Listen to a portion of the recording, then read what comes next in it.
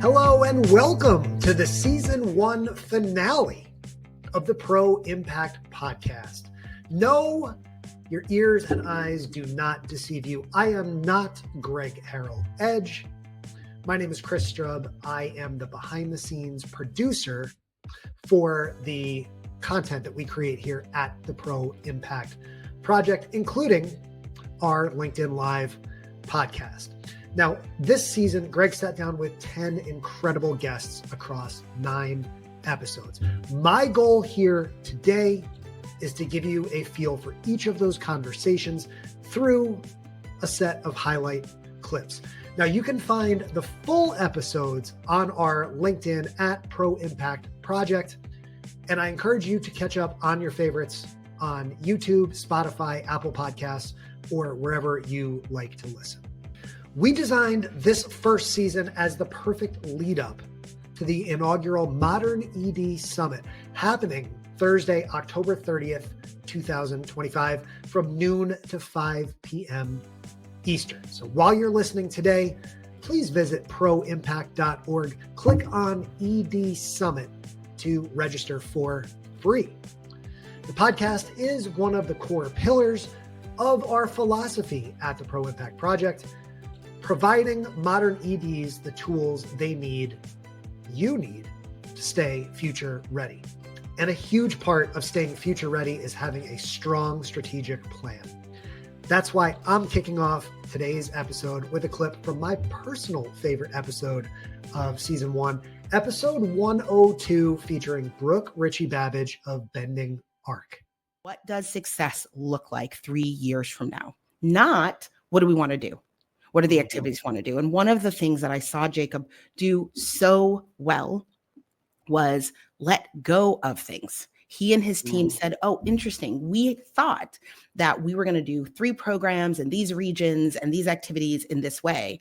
But actually, when we sit and think about what success looks like for our young people, for the kids that we're trying, the transformation we're trying to bring about, what that actually looks like when we craft the vision, this way of doing it doesn't work. And so they really got clear on their priorities, their goals, and they let their activities grow out of that.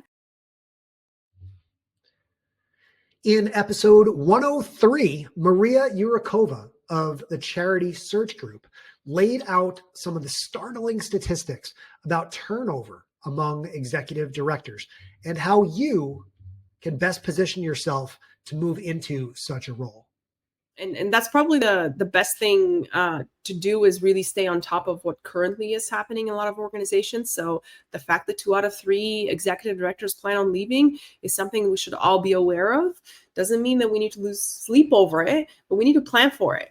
And so interestingly enough, if you are in an organization where you have a leader, chances are they're probably thinking about leaving that role in the next 3 to 5 years. And if you want to be an executive director in 3 to 5 years, you got to go have a conversation with your boss today.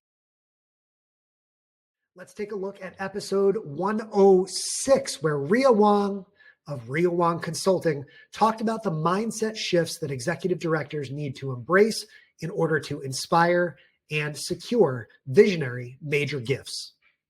Let's talk about major gift fundraising for a second. So I just recently read this incredible white paper. I think Amy Eisenstein was one of the authors. I'm not sure how new it is. It said that only 22% of nonprofits had a major gift strategy. Wow. Isn't that crazy? Yeah. Why is that?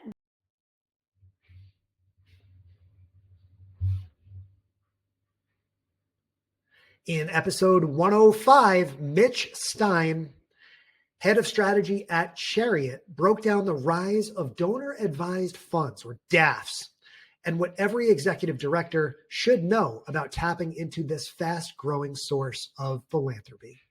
What are some misconceptions that you think exist out there about DAFs, and how do you shatter those? Yeah, I mean, it's an ongoing labor of love.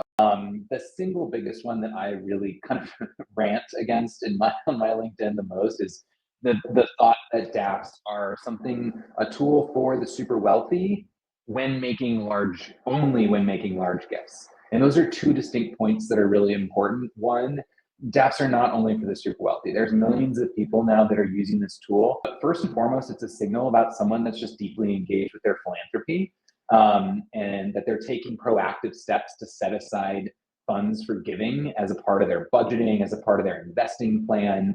It's a part of their life. And I think that's something that really gets missed. They don't realize how people want to use their DApps or who's using them. And I think that's the biggest misconception. In episode 104, Greg spoke with Tasha Van Vlack of the nonprofit Hive, all about community building and how peer-to-peer connection helps leaders like you feel more connected in your work. And just remember, as you listen to this episode, you can join the Proimpact ED Hive right now at proimpact.org/hive. And if community done right feels very different. You said about belonging at the beginning of this conversation. Community done right, there's a feeling there. And the majority of people who are very active in a community can usually describe what feels different in that community versus a community that they just signed up for and then churned in a month, right? They feel different. In episode 107, Amina Mohammed, founder of Cameras for Girls, reflected on the power of ethical storytelling and how centering dignity in the stories that you tell can transform the impact of your work. And I love your focus on language and the importance of language. And another one that stuck out to me was the idea of empowering people rather than empowering people. Can you tell me a little bit more about what that means to you in that context? Absolutely. So working in Africa, even though I am from Africa, I'm Canadian. I'm Canadian based. And I cannot go in with I'm going to parachute in and solve all your problems. And so I'm guilty, before I got into ethical storytelling, of using language like we serve, beneficiaries, empower is a big one because it is so overused, there's no meaning to it anymore. But when you say to somebody, I empower you, that means you are, gifting them the power. They don't have it. When it's in power, which is not in the dictionary, but I'd really like to see it there, means that you already have the power. I am just supporting you to unlock it. Oh, I love that. There's a huge difference, right?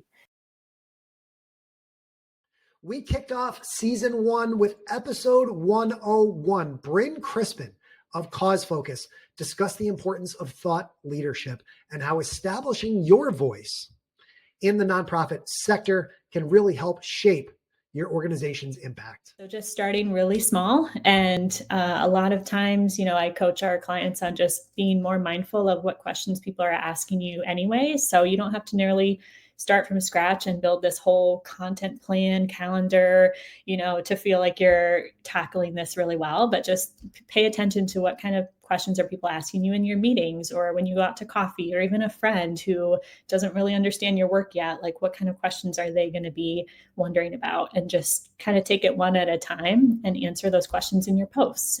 Because at the end of the day, if you're adding value to someone's life, you're educating them, you're informing them, like, you can't lose. In episode 108, Mike Slaughter of Detaro and Mark Becker of Cathesis Partners emphasized the importance of asking the right questions to choose the software solutions that best fit your organization's needs. I mean, if you talk to an ED in 1994 and they weren't exposed to any other innovation or anything like that, and you showed them some of the stuff that's out there today, that's just wild, almost like magic. It's crazy, some of the tech things that are out there right now. First of all, their mind would be blown. Second of all, they would say, gosh, I just don't even know where we would start with some of these tools. These are way too advanced for our organization. Why don't we just go back to the drawing board and find a better way to handle our spreadsheets? Come on. You can do better. Challenge yourself. It's okay. Like, tiptoe out there. There are people who want to help. So don't be nervous about that. This is a journey, I think, of discovery for everybody, right? And you should be asking good questions every step along the way. And finally, episode 109, Evan Wildstein of the Social Impact Staff Retention Project shared strategies and a lot of compelling data for keeping talented staff engaged and supported, and why retention needs to be a top priority for every executive director. The thing that I found equally hard to stomach is the sheer number of people that, if they were they looking inside the nonprofit sector, or were they going to look outside, or were they unsure? In the first year, we had about 35% of people say that for sure they want to stick in the nonprofit sector, which isn't great, but that dropped several percentage points to just over 30% last year. So the number of people who are in that, I definitely don't want to stay in the sector, or I'm not sure, one more terrible boss is going to knock me out, another great boss might keep me in.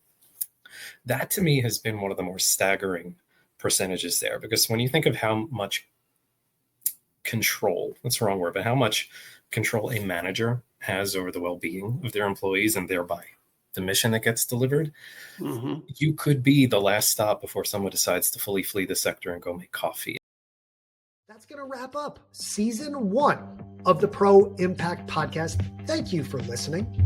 And a huge thank you to Bryn Crispin, Brooke Ritchie-Babbage, Maria Yurikova, Tasha Van Black, Mitch Stein, Ria Wong, Amina Mohammed, Mike Slaughter and Mark Becker, and Evan Wildstein for sharing all of your valuable insights this season. If any of these conversations sparked your interest, be sure to check out those full episodes. I've got them all up on YouTube. They're up on Spotify, Apple Podcasts, or you can watch the replay on LinkedIn. The episode numbers and guest affiliations are all listed here in the show notes and description, so you can dive in deeper wherever you listen or choose to watch. This season, I feel like, has been a perfect lead up to the very first Modern ED Summit, happening Thursday, October 30th, 2025, from noon to 5 p.m. Eastern. Visit proimpact.org and click on ED Summit to register and join us for a full day of learning, connection, and strategies to help modern EDs like you stay future ready. So that's a wrap, guys. Thanks for listening to season 1. Greg and I will see you at that Modern ED Summit coming up on October 30th. We'll see you soon.